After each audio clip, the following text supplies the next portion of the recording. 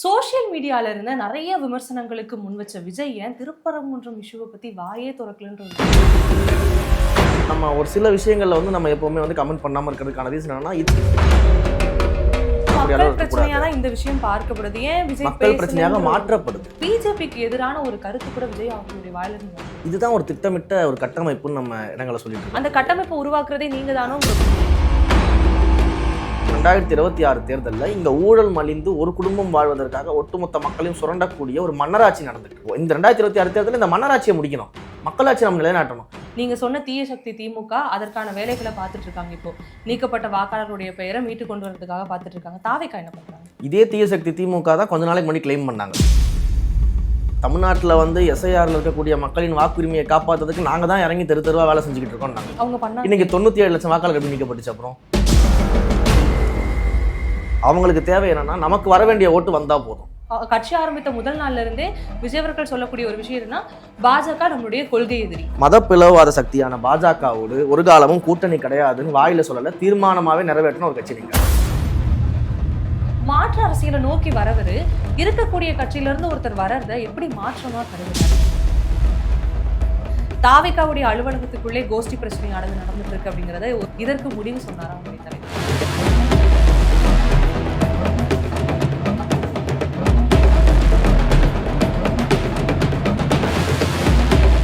நேயர்களுக்கு வணக்கம். இன்றைய அரசியல் கலந்துரையாடலுக்காக நம்மோடு இணைந்திருக்கிறார் தாவேக்காவினுடைய மாநில இணை செய்தி தொடர்பாளர் ரமேஷ் அவர்கள். வணக்கம். வணக்கம்.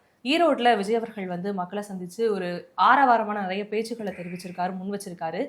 சோசியல் மீடியால இருந்த நிறைய விமர்சனங்களுக்கு முன் வச்ச விஜய் ஏன் திருப்பரங்குன்றம் இஷ்யூவை பத்தி வாயே திறக்கலன்ற ஒரு கேள்வி இருக்கு. அதாவது நம்ம எந்த விஷயங்களுக்கு ரியாக்ட் பண்றோம் அப்படின்றத வந்து நம்ம தொடர்ந்து பார்க்க வேண்டியது இருக்கு. ஏன்னா இன்றைக்கு வந்து ஒரு சைடு வந்து பார்த்தீங்கன்னா ஒரு மதப்பிளவாத அரசியலை கையில் எடுத்து அது மூலியமாக ஆதாயம் அடையணும்னு சொல்லிட்டு ஒரு மிகப்பெரிய ஒரு ஒன்றிய ஆளுங்கட்சி வந்து இன்றைக்கு, அதே போல் இன்றைக்கு தமிழ்நாட்டை பொறுத்த வரைக்கும் சாதி ரீதியிலாக மக்களை பிளவுபடுத்தி அதே போல் இந்த மதப்பிளவாத அரசியலை தங்களுக்கு சாதகமாக பயன்படுத்திக்கிட்டு அதன் மூலமாக இந்த தேர்தலை எப்படியாவது நமக்கு ஒரு ஆதாயம் கிடைக்காதான்னு தேடக்கூடிய அளவில் இன்றைக்கு மாநிலத்திலையுமே ஒரு ஆட்சி நடந்துகிட்டு இருக்கு. ஸோ ரெண்டு பேருமே நம்ம வேற வேறையாக பார்க்க முடியாது. கிட்டத்தட்ட ரெண்டு பேரும் ஒருத்தருக்கு ஒருத்தர் சலைச்சவங்க இல்லைன்ற மாதிரி இந்த வாக்கு வேட்டைக்கான ஒரு அரசியலை வந்து முன்னெடுக்கும் பொழுது இது போன்ற சென்சிட்டிவான ஒரு விஷயங்கள்ல, குறிப்பாக நீதிமன்றத்தில் வழக்கு இருக்கும் பொழுது, அந்த நீதிமன்றத்தில் வழக்கு விசாரணையில் இருக்கும் பொழுது இந்த அமைதி அப்படிங்கிறது வந்து ரொம்பவே தேவைப்படக்கூடிய ஒரு விஷயமாக தான் நாங்கள் பார்க்கிறோம். ஏன்னா இந்த அமைதி அப்படிங்கிறதுக்கு பின்னால வந்து நீதிமன்றத்துடைய தீர்ப்புகள் இருக்கு, நீதிமன்றம் இதை எப்படி விசாரிக்க போகுதுன்றது இருக்கு, அதையும் நம்ம பார்க்க வேண்டியது இருக்கு. அதே போல அங்க இருக்கக்கூடிய மக்களோட மனநிலையும் நம்ம பார்க்க வேண்டியது இருக்கு.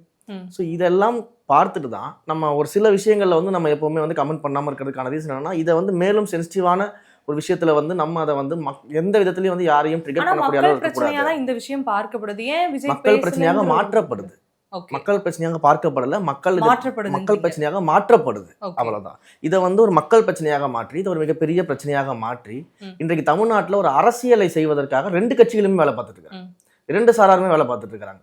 அப்போ இந்த இடத்துல வந்து மக்கள் எங்கேயாவது வந்து நீங்க என்ன பேசிட்டு இருக்கிறாங்க, மக்களுடைய மனநிலை என்னவா இருக்கு அப்படின்னு நம்ம பார்க்கும்போது மக்கள் வந்து இதுல வந்து எனக்கு தெரிஞ்சு தலையிடுற மாதிரி தெரியல.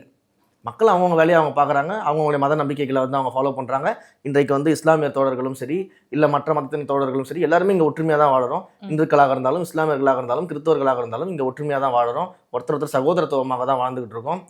இது பல இடங்கள் நம்ம பார்த்துட்டு இருக்கோம். அப்போ இதை வைத்துக்கொண்டு அரசியல் செய்யக்கூடிய ஒரு சூழல்ல ஏற்கனவே எரிந்து கொண்டு இருக்கக்கூடிய ஒரு விஷயத்துல வந்து நம்ம எண்ணெயை ஊற்றியது போல எதுவும் நடக்கக்கூடாது அப்படிங்கிறது தான் நம்மளுடைய மோட்டிவ். நம்ம வந்து இங்கே வந்து எந்த விதமான அரசியல் ஆதாயத்திற்காக நம்ம இங்கே வரல, சுய ஆதாயத்துக்காக வரல, மக்கள் நலனுக்காக வந்திருக்குன்றப்போ அப்போ அந்த மக்களுக்கு நலன் பெறக்கூடிய வகையில் இருக்கக்கூடிய விஷயங்களை மட்டும் தான் நம்ம கையில் எடுக்கிறோம். ஓகே. அப்படி பார்க்க போனா இந்த மகாத்மா காந்தி 100 நாள் வேலைவாய்ப்பு திட்டத்துல இருந்து மகாத்மா காந்தி அவருடைய பெயரையே நீக்கிறதுக்கான ஒரு முயற்சி ஒரு பக்கம் நடந்துட்டு இருக்கு. அதை பத்தியும் பேசல. மேபி இந்த இடத்துல பேசணும் அப்படின்னா திமுகவுமே வந்து 100 நாள் வேலை திட்டம் அப்படிங்கிறத 150 நாளா நாங்க மாத்தி தருவோம்னு தேர்தல் வாக்குறுதியா கொடுத்திருந்தாங்க. அதையும் எதிர்க்கல. ஏன் மகாத்மா காந்திங்கிற பேரை வந்து நீங்க எடுக்கிறீங்கன்றது பிஜேபிக்கு எதிரான ஒரு கருத்து கூட விஜய் அவர்களுடைய வாயிலிருந்து வரலையே. நீங்க இதுதான் ஒரு திட்டமிட்ட ஒரு கட்டமைப்புன்னு நம்ம இடங்களை சொல்லிட்டு இருக்கோம். அந்த கட்டமைப்பு உருவாக்குறதே நீங்க தான். அதான் நம்ம அப்படி பார்க்க கூடாது. என்ன அப்படின்னா இன்றைக்கு வந்து பாஜகவை எதிர்க்கல, பாஜக பேரை சொல்லல, பாஜகவை தீவிரமா எதிர்க்கலாம். இன்னைக்கு பாண்டிச்சேரியில தலைவர் பேசும்போது ஒன்றிய அரசுன்னு சொல்லி தான் ஆரம்பிக்கிறாரு. அப்ப ஒன்றிய அரசுனா என்ன, பாஜக எல்லாம் வேற ஏதாவது கட்சி இருக்கா, இல்ல வேற ஏதாவது கட்சி ஆண்டுகிட்டு இருக்கா, இல்ல வேற ஒரு நாட்டுல இருக்கக்கூடிய ஒன்றிய அரசை பத்தி நம்ம பேசுறோமா? அப்ப இவங்க என்ன எதிர்பார்க்கறாங்க, அப்படின்றது தான் விஷயம். இப்போ இவங்கெல்லாம் மேடை ஏறி பேசிட்டு இருக்கிற மாதிரி வந்து இவங்க பேசுறது போல நாங்களும் பேசணும்னு எதிர்பார்க்குறாங்களா அப்படின்றது ஒரு விஷயம். இன்னொன்று வந்து நம்ம வந்து கொள்கை ரீதியிலாக இந்த ஒன்றிய அரசு கொண்டு வரக்கூடிய செயல்பாடுகளை தீவிரமாக எதிர்த்துட்டு இருக்கோம். இன்றைக்கு எஸ்ஐஆரை நம்ம எதிர்த்தோம், எஸ்ஐஆரில் இருக்கக்கூடிய குளறுபடிகளை நம்ம எதிர்க்கிறோம். அதில் என்ன மாதிரியான குளறுபடிகள் பண்ணிட்டு இருக்காங்க, அது எப்படி மக்களை பாதிக்குது, வாக்குரிமை எப்படி பாதிக்குதுன்னு எடுத்தோம். ஒவ்வொரு மாவட்டத்திலும் நம்ம போராட்டம் பண்ணோம். இன்றைக்கு இதை பற்றி யாருமே பேசுறது கிடையாது. நம்ம வந்து பாஜகவை எதிர்க்கிறோம். இன்றைக்கு திமுகவை மிக தீவிரமாக எதிர்க்கக்கூடிய காரணம் என்ன அப்படின்னா, அடுத்த 100 நாட்களில் நமக்கு தேர்தல் இருக்கு. அப்போ 2026 தேர்தலை பொறுத்த வரைக்கும் தமிழ்நாட்டுடைய களம் என்னவா இருக்கு அப்படின்னு நம்ம பார்க்கணும். அப்போ தமிழ்நாட்டுடைய களத்தை பொறுத்த வரைக்கும் 2026 தேர்தலில் இங்க ஊழல் மலிந்து ஒரு குடும்பம் வாழ்வதற்காக ஒட்டுமொத்த மக்களையும் சுரண்டக்கூடிய ஒரு மன்னராட்சி நடந்துகிட்டு இருக்கு. அப்போ அந்த மன்னராட்சியை வீழ்த்தக்கூடிய முதல் பணி நமக்கு இங்க 100 நாள்ல இருக்கு. அதுதான் நம்முடைய முதல் பணி. இப்போ இந்த 2026 தேர்தலில் இந்த மன்னராட்சியை முடிக்கணும், மக்களாட்சி நம்ம நிலைநாட்டணும் அப்படின்றப்போ அதை நோக்கி தான் முதல்ல கவனம் செலுத்த முடியும். இங்க வந்து பாஜகவோ இல்ல பாஜகவோடு கூட இருக்கக்கூடிய கட்சிகளோ 2026 தேர்தலில் எந்த விதமான தாக்கத்தையும் ஏற்படுத்த போறது கிடையாது. அதனால சொல்றாங்க களத்திலே கிடையாது. அப்போ விஜய் அவர்கள் சொன்ன களத்துல ஆட்கள் இல்லாதவங்க இவங்க. ஆமா, இன்றைக்கு அவங்களை வந்து ஒரு போட்டியாளராகவே மக்கள் பார்க்கல. இன்றைக்கு பாஜகவையோ இல்ல பாஜக கூட்டணி கட்சிகளையோ தமிழ்நாட்டில் இந்த தேர்தலில் 2026 பொறுத்த வரைக்கும் ஒரு போட்டியாளராகவோ இல்ல வெல்லக்கூடிய சக்தியாகவோ மக்களே பார்க்கல. அந்த வல்லமை அவங்களுக்கு கிடையாது, அந்த சக்தி அவங்களுக்கு கிடையாது. அப்படி இருக்கும்போது இந்த தேர்தலை பொறுத்த வரைக்கும் இன்றைக்கு இருக்கக்கூடிய இந்த அதிகார மையமா இருக்கக்கூடிய மிகப்பெரிய ஒரு பணபலம், படைபலம், செல்வாக்கு வச்சுக்கிட்டு அதிகாரத்தை வச்சுக்கிட்டு மக்களை ஏமாற்றி படைச்சுக்கிட்டு இருக்க இந்த திமுகவை எப்படி வீட்டுக்கு அனுப்பணும், எப்படி வந்து நம்ம அரசியல் அம்பலப்படுத்தணும் அவங்களை, அப்படிங்கிற பணிகளை நம்ம தீவிரமா எடுத்துக்கிட்டு இருக்கிறோம். இது இன்னைக்கு 2029 தேர்தலில் இந்த கேள்வியை கேளுங்க. 2029 தேர்தலில் எங்கள் கொள்கை எதிரியை வீழ்த்துவதற்கான அனைத்து வேலையும் நம்மளுடைய தமிழக வெற்றி கழகம் செய்யும். அதுல சமரசமே இருக்காது. ஆனா முதல்ல நம்மளுடைய அரசியல் எதிரியை 2026 வீழ்த்தணும். அப்ப அதற்கான பணிகள் நம்ம மும்முரமா எடுத்துக்கிட்டு இருக்கோம். ஓகே, இப்போ வந்து 2026 தேர்தலில் திமுகவை விரட்டி அடிக்கணும் அப்படின்னா மக்களுடைய வாக்கு ரொம்ப முக்கியம் இல்லையா? எஸ்ஐஆர் அப்படிங்கிற ஒரு விஷயத்தின் மூலமா கிட்டத்தட்ட லட்சக்கணக்கான வாக்காளர்களுடைய வாக்காளர் பட்டியலில் தான் இந்த பெயரானது நீக்கப்பட்டிருக்கு. நீங்க சொன்ன தீய சக்தி திமுக அதற்கான வேலைகளை பார்த்துட்டு இருக்காங்க. இப்போ நீக்கப்பட்ட வாக்காளர்களுடைய பெயரை மீட்டு கொண்டு வரதுக்காக பார்த்துட்டு இருக்காங்க. தாவேகா என்ன பண்றாங்க? இதே தீய சக்தி திமுக தான் கொஞ்ச நாளைக்கு முன்னாடி கிளைம் பண்ணாங்க, தமிழ்நாட்டில் வந்து எஸ்ஐஆர்ல இருக்கக்கூடிய மக்களின் வாக்குரிமையை காப்பாற்றுறதுக்கு நாங்க தான் இறங்கி தெரு தெருவா வேலை செஞ்சுக்கிட்டு இருக்கோம். அவங்க பண்ணாங்க. இன்னைக்கு 97 லட்சம் வாக்காளர் எப்படி நீக்கப்பட்டுச்சு? அப்புறம் அவங்க பண்ணியே இவ்வளவு நீக்கி இருக்காங்கன்றதுதான் பிரச்சனை. இங்க அது பிரச்சனை கிடையாது. இங்க என்ன அப்படின்னா இதை வந்து சரியாக திமுகவும் பயன்படுத்திக்கிச்சு களத்துல அப்படிங்கறதுதான் மிக சரியான உண்மை. நீங்க அவங்க கொண்டு வந்த அந்த எஸ்ஐஆரை பயன்படுத்திக்கிட்டு திமுகவும் தனக்கு சாதகமான வாக்குகளை செக்யூர் பண்றதுக்கும் தனக்கு எதிரான வாக்குகளை வந்து விட்டு விடுவதற்கும் பல்வேறு வேலைகளை இங்க திமுக பண்ணிக்கிட்டு இருந்துச்சு. அதற்கான பணிகள் ஒவ்வொரு இடத்துலையும் ஒவ்வொரு களத்திலையும் கிரவுண்ட் லெவல்ல நீங்க போய் பாத்தீங்கன்னா தெரியும், அதை திமுக செஞ்சுக்கிட்டு இருந்துச்சு. அவங்களுடைய கிளைக்கழக நிர்வாகிகளை வச்சுக்கிட்டு அவங்களுடைய வந்து பூத் லெவல் ஏஜென்ட்ஸ்களை வச்சுக்கிட்டு இது போன்ற வேலைகளை திமுக மிக தீவிரமாக செஞ்சுக்கிட்டு இருந்துச்சு. அவங்களுக்கு தேவை என்னன்னா நமக்கு வர வேண்டிய ஓட்டு வந்தா போதும், மற்றவர்களுடைய ஓட்டு வந்தாலும் பரவாயில்ல வரலாற்றாலும் பரவாயில்லன்ற ஒரு இடத்துல தான் இன்றைக்கு அந்த அரசாங்கம் செயல்பட்டு இருந்துச்சு. அப்ப இதை மிக சரியாக சாதகமாக பயன்படுத்துறது அவங்க முயற்சி பண்ணிட்டு இருந்தாங்க. இதுதான் அவங்க செஞ்ச வேலை. அதனாலதான் நம்ம சொல்றோம் இந்த தீய சக்தி திமுக எவ்வளவு கொடூரமான ஒரு விஷயம்னு சொல்லிட்டு. ஏன்னா இவங்க ஜெயிக்கிறதுக்காக எந்த கட்சி கூட வேணாலும் சமரசம் செய்வாங்க, யாரு கூட வேணாலும் கூட்டணி வைப்பாங்க, நேரடியாகவோ மறைமுகமாக அதை செய்வாங்கன்னு நம்ம சொல்லிட்டு இருக்கோம். நம்மளுடைய கழகத்தை பொறுத்த வரைக்கும் ஏற்கனவே எஸ்ஐஆர் பணிகளை நம்ம செஞ்சோம். அடுத்தது இன்றைக்கு இந்த டிராஃப்ட் ரோல் வந்ததுக்கு பிறகு திரும்பவும் நம்மளுடைய மாவட்ட நிர்வாகிகளுக்கெல்லாம் அறிவுறுத்தப்பட்டிருக்குது. இந்த டிராஃப்ட் ரோலை வைத்துக்கொண்டு வீடு வீடாக சென்று யாருடைய வாக்குகள்லாம் விடுபட்டிருக்குதோ அவங்களில் யாராவது தகுதி வாய்ந்த வாக்காளர்கள் இருக்கிறாங்களா, உண்மையிலே இறந்தவர்களாக தான் நம்ம ஒன்றும் பண்ண முடியாது, இல்லை உண்மையிலே இடம்பெயர்ந்து வேறு இடத்துக்கு போனவங்க தான் நம்ம ஒன்றும் பண்ண முடியாது. பட் அப்படி இல்லாதவர்களாக இருந்து அவங்களுடைய வாக்குரிமை வந்து பறிக்கப்பட்டிருக்கு அப்படின்னா அவர்களை திரும்பவும் அந்த பட்டியலில் சேர்ப்பதற்கான நடவடிக்கை என்ன, புதிய வாக்காளர்கள் இன்னும் யார் யாரெல்லாம் சேர்க்கப்படாமல் இருக்கிறாங்க, இது எல்லாமே எங்களுடைய பூத் லெவல் ஏஜென்ட்ஸும் அந்தந்த மாவட்ட கழக செயலாளர்கள் அவர்கள் கிளைக்கழக செயலாளர்களுக்கு அறிவுறுத்தி இந்த பணியை உடனடியாக செய்யணும் அப்படின்னு சொல்லிட்டு எங்களுடைய கட்சியின் சார்பாக மாவட்ட நிர்வாகிகளுக்கு ஆல்ரெடி அறிவுறுத்தல் போயிருக்கு. அந்த பணிகளை நம்மளுடைய கழகம் மேற்கொண்டு.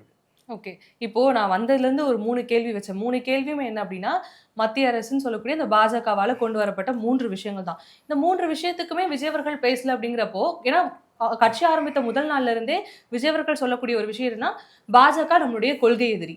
கொள்கை எதிரியை பத்தி ஏன் அவ்வளவு ஒரு உத்வேகமான ஒரு தாக்கமான ஒரு கருத்துக்களை பொதுவெளிகளை வைக்க மாட்டாருங்கிற ஒரு இது தாக்கமே கிடையாது. என்ன அப்படின்னா இது வந்து நம்ம என்ன நீங்க பார்க்கணும்னா இங்க இருக்கக்கூடிய திமுக இருக்கு பாத்தீங்களா, இந்த திமுகவுக்கு கடந்த ஆண்டுகளுடைய தேர்தல்கள் எல்லாமே எடுத்து பாத்தீங்கன்னா இந்த திமுக ஜெயிச்சதற்கான காரணம் என்ன அப்படின்னா திட்டமிட்ட இந்த பாஜகவுடைய எதிர்ப்பு. தொடர்ந்து பாஜகவை வந்து நாங்க தான் தமிழ்நாட்டில் வர விடாம தடுக்கிறோம், பாஜக நாங்க இல்லைன்னா தமிழ்நாட்டையே வந்து ஆக்குபை பண்ணிடுவாங்க, நாங்க இல்லைன்னா பாஜக தமிழ்நாட்டில் கால் ஒன்றிடும், அங்கங்க தாமரை முளைச்சி வெளில தெரிய ஆரம்பிச்சிடும் அப்படின்னு மக்களை ஏமாற்றி இந்த பாஜக எதிர்ப்பு அரசியலை வைத்து திமுக இந்த வாக்கு வங்கியை வாங்கிட்டு இருந்துச்சு. இப்போ நம்ம வந்ததுக்கு பிறகுதான் நீங்கள் தமிழ்நாடு அரசியல்லே வந்து பார்த்தீங்கன்னா நாம வந்ததற்கு பிறகுதான் நம்முடைய தலைவர் பேச ஆரம்பித்த பிறகுதான் திமுக எங்களுடைய அரசியல் எதிரி, பாஜக எங்களுடைய கொள்கை எதிரின்னு சொன்னது மட்டும் இல்லாமல் இந்த 2 பேருக்கும் ஒரு மறைமுக கூட்டணி இருக்குது, ஒரு அதிகார கூட்டணி இருக்குது. தமிழ்நாட்டில் பாஜக கால் ஊன்றுவதற்கு திமுக தான் உண்மையிலேயே மறைமுகமாக வேலை செய்து திமுகவுடைய ஓனரே பாஜக தான் சொல்லி அம்பலப்படுத்துறது நம்முடைய தமிழக வெற்றி கழகம் தான். அப்போ அதற்கு பிறகாக தான் இவங்க என்ன பண்றாங்க அப்படின்னா, இவர் பாஜகவை எதிர்க்கல, தமிழக வெற்றி கழகம் தீவிரமாக பாஜகவை எதிர்க்கல அப்படின்னு கதை சொல்லி இந்த ஒரு திட்டமிட்ட பரப்புரையை திமுக தொடர்ந்து தன்னுடைய கட்சியினரை வைத்துக்கொண்டு கூட்டணி கட்சிகளை வச்சுக்கிட்டு பரப்பிட்டு இருக்கிறாங்க. இதுதான் நடந்துகிட்டு இருக்கு. நான் என்ன சொல்றேன், தமிழ்நாட்டிலேயே நீங்க ஒரு கட்சியை வந்து எடுத்துக்காட்டுங்க, மத பிளவாத சக்தியான பாஜகவோடு ஒரு காலமும் கூட்டணி கிடையாதுன்னு வாயில சொல்லல, தீர்மானமாவே நிறைவேற்றின ஒரு கட்சி நீங்க காட்டுங்க. திமுக காட்ட முடியுமா? இல்ல திமுகவை இன்றைக்கு தீர்மானம் நிறைவேற்ற சொல்லுங்க. அவங்களுடைய பொதுக்கூட்டத்திலேயோ அவங்களுடைய கட்சியினர் கூட்டத்திலேயோ அவங்களுடைய ஏதாவது ஒரு கூட்டத்துல ஒரு தீர்மானம், ஒரு காலமும் நாங்க பாஜகவோட ஒட்டும் கிடையாது, உறவும் கிடையாது, கூட்டணி கிடையாதுன்னு திமுகவால் நிறைவேற்ற முடியுமா? ஏன் அதை செய்ய மாட்டாங்க? அப்போ நாங்க அதை வெளிப்படையா செஞ்சிருக்கிறோமே. அப்ப எப்படி நீங்க வந்து பாஜகவை தீவிரமா நீங்க எதிர்க்கல, நீங்க வந்து பாஜகவுக்கு வந்து சாஃப்ட் கார்னர் கொடுக்குறீங்க, ஒருவேளை நீங்க மறைமுக கூட்டணியான்னு எப்படி இவங்களால பேச முடியும்? நாங்க தான் அபிஷியலாவே சொல்லியிருக்கோம், எங்களுடைய தலைவர் முதலமைச்சர் வேட்பாளர், எங்களுடைய கட்சியின் தலைமையில எங்கள் தலைவரின் தலைமையில தான் கூட்டணி அமைஞ்சாலும் நாங்க அமைப்போம், மதப்பிளவாத சக்தியான பாஜகவோடு ஒரு காலமும் கூட்டணி கிடையாதுன்னு நாங்க தீர்மானம் நிறைவேற்றிருக்கோம். இதற்கு மேல வந்து நீங்க என்ன ஒரு ஆதாரம் உங்களுக்கு தேவை நாங்க பாஜகவை தீவிரமா எதிர்க்கிறோம்னு சொல்லிட்டு? ஆனா வந்து என்னன்னா, பொதுவாவே நடிகர்கள் வரும்பொழுதே வந்து ஒரு விமர்சனம் இருக்கும். எந்த நடிகர்கள் வந்தாலும் சரி, ரஜினிகாந்த் வரும்பொழுதுமே இந்த விமர்சனம் இருந்துச்சு, கமல்ஹாசன் வரும்போதுமே இருந்துச்சு, பாஜகவுடைய பி டீம் அப்படின்னு. இந்த விமர்சனம் வரும்பொழுது இன்னும் ஒரு கூடுதல் ஒரு எதிர்ப்பு இருக்கலாமோ அப்படிங்கிற ஒரு எதிர்பார்ப்பின் மூலமா தான் இந்த கேள்வியானது எழுப்படுது. அதுதானே தவிர, நான் உங்களுக்கு ஒரு எக்ஸாம்பிளே சொல்றேன். திமுக இதுல வந்து எந்த அளவுக்கு வந்து தீவிரமாக எல்லார் மேலேயும் இந்த பாஜக பி டீம்ன்ற பெயிண்ட்டை ஊத்துறாங்கன்றதுக்கு ஒரு எக்ஸாம்பிள் சொல்றேன். நீங்க வந்து ஐயா தோழர் பாலகிருஷ்ணன் உங்களுக்கு தெரியும், கம்யூனிஸ்ட் கட்சிகள் இருக்கக்கூடிய பயணிக்கக்கூடிய ஒரு மூத்த அரசியல்வாதி, அவரை வந்து எல்லாருக்குமே தெரிஞ்சிருக்கும். அவர் வந்து பல்வேறு போராட்டங்களுக்காக அனுமதிகள் வந்து கேட்கும்போது, இல்லை பல்வேறு போராட்டங்களை முன்னெடுக்கும் போது இந்த ஆட்சியில் இருக்கக்கூடிய அதிகாரிகள் என்ன பண்றாங்கன்னா அதற்கான அனுமதிகளை மறுக்கிறாங்க. அப்போ வந்து அவர் வந்து ஒரு கட்டத்துக்கு மேல ரொம்ப வந்து வெகுண்டெழுந்து வந்து ஒரு மேடையில பேசிடுறாரு. என்ன பேசுறாரு அப்படின்னா, இந்த ஆட்சி வந்து ஒரு அறிவிக்கப்படாத எமர்ஜென்சியில் இருக்குதா, ஏன் வந்து கூட்டணி கட்சிகளால் எங்களுக்கே வந்து ஒரு மக்கள் பிரச்சனையை கையில் எடுத்து போராடுவதற்கு இங்கே அனுமதி வந்து மறுக்கப்படுது, மக்களுடைய உரிமைகள் பேசுறதுக்கு எங்களை மறுக்கிறாங்க, எங்களை வந்து மக்களோட மக்களாக நின்று அவர்களுடைய கோரிக்கையை வந்து அரசாங்கத்திடம் சொல்வதற்கு கூட எங்களுக்கு அனுமதி மறுக்கப்படுது, இங்க இருக்கக்கூடிய அதிகாரிகள் எப்படி இப்படி செயல்படுறாங்க, எப்படி இப்படி முடக்குறாங்க ஒரு ஜனநாயக உரிமையை, அப்போ இங்க அறிவிக்கப்படாத நிலையில ஒரு எமர்ஜென்சி இருக்குதா, ஒரு அவசர நிலை பிரகடனத்தை வந்து இன்றைக்கு வந்து இந்த திமுக ஆட்சி செஞ்சுக்கிட்டு இருக்குதா அப்படின்னு அந்த கூட்டணியில் இருக்கக்கூடிய ஐயா அவர்களே வந்து ஒரு மேடையில பேசுறாங்க. அதற்கு பதிலளிக்கக்கூடிய விதமா உடனே முரசொலியில வந்து எழுதுறாங்க, ஒரு கருத்து எழுதுறாங்க. என்ன எழுதுறாங்க அப்படின்னா, தோழர் பாலகிருஷ்ணன் அவர்கள் பேசினதை அவர்கள் பார்க்கும் பொழுது, அவர் பேச்சிற்கு வந்து தினமலர் பத்திரிகை கொடுத்த வரவேற்பை பார்க்கும் பொழுது, நம் சதிகாரர்களுக்கெல்லாம் தீனி போடக்கூடிய வகையில வந்து ஐயா அவர்கள் பேசிக் கொண்டிருக்கிறாரா, இதுதான் கூட்டணி தர்மமா அப்படின்னு சொல்லி திமுகவுடைய அதிகாரப்பூர்வ நாளிதழான முரசொலியில எழுதுறாங்க. அப்போ உங்க கூட்டணி கட்சியே உங்களுடைய ஆட்சியினுடைய அவல நிலையை வெளியில போய் பேசினா அவங்க மேல பாஜகன்னு பெயிண்ட் ஊத்துறீங்க. இதுதான் திமுகவுடைய வேலை. நம்ம இதை வெட்ட வெளிச்சமா நம்ம காட்ட முடியும். அந்த பத்திரிகை செய்தி இன்றைக்கும் இருக்கிறது, நான் உங்களுக்கு அனுப்புறேன், நீங்க எடுத்து பாருங்க, எல்லா மீடியாக்களும் அந்த செய்திகள் இருக்கு. அப்போ உங்க கூட்டணி கட்சியை உங்களை எதிர்த்து பேசினா நீங்க பாஜகவோட பிடிஎம் பெயிண்ட் ஊத்துறீங்க, அப்போ உங்களை எதிர்க்கிற கட்சியை கேட்கவா வேணும்? அப்ப இதுதான் திமுகவோட அரசியல். நம்ம வந்து எல்லா இடத்துலயும் வெட்ட வெளிச்சமும் போட்டு காமிச்சிட்டு இருக்கிறோம். அந்த பயத்தின் வெளிப்பாடு தான் நாங்க பாஜக கூட கூட்டணி கிடையாதுன்னு தீர்மானமே நிறைவேற்றி இருக்கிறோம். எங்க கொள்கை எதிரி பாஜகன்னு சொன்னதுக்கு பிறகும் நீங்க பாஜகவை எதிர்க்கல, நீங்க பாஜகவை எதிர்க்கல, உங்களே பாஜக தான் இயக்குது அப்படின்னு பேசக்கூடியவர்கள் இவர்கள் தான். இன்றைக்கு ஐயா நேரு மேல வந்து ஒரு வழக்கு வருது, ஒரு ஊழல் வழக்கு வருது ஐயா நேரு மேல. நேரு மேல ஊழல் வழக்கு வந்த உடனே அவருடைய மகன் போய் என்ன பண்றாரு, நிதியமைச்சர் போய் உட்காந்துருக்காரு. இப்ப யாரு பாஜக கூட்டணி வச்சிருக்கிறது? உங்களுடைய மகனை சுற்றி இடி வழக்கு வந்தா நீங்க டெல்லிக்கு போய் மோடியை பார்த்துடுறீங்க.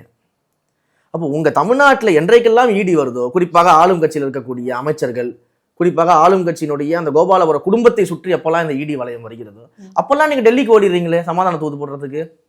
ஏன் எத்தனை மாநிலங்கள்ல வந்து இந்த ஊழல் வழக்குகளை இடி கையில் எடுத்து அங்க இருக்கக்கூடிய ஆட்சியாளர்கள் மாற்றப்பட்டிருக்கிறார்கள், கைது செய்யப்பட்டிருக்காங்க. ஏன் தமிழ்நாட்டில் மட்டும் நடக்கல? தமிழ்நாட்டில் இருக்கக்கூடிய இந்த ஆட்சியாளர்கள் மீதான இடி வழக்குகள்லாம் என்னாச்சு? ஏன் இன்றைக்கு வரைக்கும் அதுக்கு மேல மேல் நடவடிக்கை இல்லை? நீங்க டெல்லிக்கு போயிட்டு வந்ததுக்கு அப்புறம் அந்த வழக்குகள்லாம் மறைஞ்சு போயிடுது எப்படி? அப்ப யார் இங்க கூட்டணி இருக்கா பாஜக கூட? யாரு தமிழ்நாட்டில் பாஜகவை வளர்க்கறது? அப்போ பாஜகவை எதிர்க்கிறேன்னு சொல்லி இங்க தமிழ்நாட்டில் வளர்க்கறது இந்த திமுக. ஓகே, இப்போ இருக்கக்கூடிய அரசியல் கட்சியில இப்படியான ஒரு அவலநிலை இருக்குதுங்கிறத சுட்டி காட்டுறீங்கல்ல. விஜய் அவர்களுடைய வருகைக்கு பிறகு விஜய் அவர்கள் முன் வச்ச விஷயம் என்ன அப்படின்னா, ஒரு மாற்று அரசியல், ஒரு மாற்றத்திற்கான அரசியல்னு சொன்னாரு. எனக்கு செங்கோட்டையன் வந்ததுக்கு அப்புறம் விஜய் அவர்களுடைய முகத்துல ஒரு மிகப்பெரிய ஒரு உத்வேகத்தை பார்க்க முடிஞ்சது. மாற்று அரசியலை நோக்கி வரவரு இருக்கக்கூடிய கட்சியில இருந்து ஒருத்தர் வரத எப்படி மாற்றமா கருதுறாரு? அங்க இருக்கும்போது தப்பானவர்களா இருக்காங்க, இங்க வரும்பொழுது புனிதமானவர்களா இருக்காங்கன்னு சமூகத்திலேயே ஒரு நம்ம கேள்வி மிக எழுது. தெளிவா ஒரு விஷயத்தை நம்ம சொல்றோம். ஆ. மாற்று அரசியல் அப்படிங்கிறது வந்து வெளியில இருந்து ஒருத்தங்க வர்றதுனால அது வந்து மாற்று அரசியல் இல்லாம போயிடும் அப்படின்றது கிடையாது. நம்ம என்ன சொல்றோம் அப்படின்னா, எங்களுடைய கொள்கைகள், எங்களுடைய கோட்பாடுகள், எங்களுடைய செயல் திட்டங்கள், எங்களுடைய தலைவரோட விஷன் என்ன, இது எல்லாத்தையும் ஏற்றுக்கொண்டு வருபவர்களை தான் நம்ம ஆதரிக்கும். ம். அப்ப இதை ஏற்றுக்கொண்டு நம்ம வாங்கன்னு சொல்றோம். இங்க அரசியல் மாற்றம் அப்படிங்கிறது என்னன்னா, இங்க இருக்கக்கூடிய இந்த ஆட்சியாளர்கள் கட்டமைச்சு வச்சிருக்கக்கூடிய இன்றைக்கு ஊழல் அப்படின்னா வந்து நமக்கு அது கடையில போயிட்டு கத்திரிக்காய் வெங்காயம் வாங்குற மாதிரி ரொம்ப நார்மலைஸ் ஆயிடுச்சு. ம், ம். அந்த அளவுக்கு இன்றைக்கு திமுக வந்து ஊழல் நார்மலைஸ் பண்ணிருக்குது. ம். அதே போல மதவாதத்தை இன்றைக்கு வந்து பாஜக நார்மலைஸ் பண்ணிக்கிட்டு இருக்குது. மதவாதம் அப்படின்றது சரின்ற இடத்துக்கு எல்லாரும் தள்ளிக்கிட்டு இருக்கிறாங்க ஆ. மக்களை. அப்ப இதை வந்து எதிர்க்கக்கூடிய இடத்துல இதையெல்லாம் தாண்டி இன்னைக்கு மக்களுக்கு ஜனநாயக உரிமை கிடைக்குதா? இன்றைக்கு சாதாரண சாமானிய மக்களுக்கு கிடைக்கக்கூடிய ஜனநாயக உரிமையும், அவர்களுக்கு கிடைக்கக்கூடிய சட்டங்களும், அவர்களுக்கு வந்து இன்றைக்கு ஆட்சியாளர்கள் வந்து அவர்களை எப்படி நடத்துறாங்கன்றதும், இல்லை வந்து ஒரு விஐபிகளுக்கும் விவிஐபிகளுக்கும் இல்ல அரசியல் கட்சி ஆளும் கட்சியினரை சார்ந்தவர்களுக்கு இங்க எந்த மாதிரியான ஜனநாயகம் இருக்கு? ரெண்டு பேருக்கும் ஒரே மாதிரியான சட்டம் இங்க வந்து பின்பற்றப்படுதா? ஒரே மாதிரியான அதிகாரம் இங்க ரெண்டு பேருக்கு இருக்குதா? ஒரே மாதிரியாக ரெண்டு பேரும் ஒரு சமூகத்துல வந்து வாழ முடியுதா அப்படின்னு நம்ம பார்க்கும்போது இங்க அது கிடையாது. ஓகே. அப்ப இதையெல்லாம் கலைந்து எடுத்து விட்டு ஒரு மக்களாட்சியை கொடுக்கணும் அப்படிங்கிறது தான் நம்ம ஒரு மாற்றமா முன்வைக்கிறோம். இதுல வந்து ஐயா செங்கோட்டையன் அவர்கள் வந்தாருன்னு நம்ம இவ்வளவு கேள்வி கேட்கிறோம்ல. ஐயா செங்கோட்டையன் அவர்கள் வந்துட்டாரு, எப்படி நீங்க ஏத்துக்கிறீங்க ம். அப்படின்னா, அதே அதிமுகல இருந்து கிட்டத்தட்ட போன 15-16 பேர் இன்னைக்கு திமுக இருக்காங்களே, ம். அவங்க எப்படி அந்த கேள்வியை கேட்க முடியும் நம்ம கிட்ட?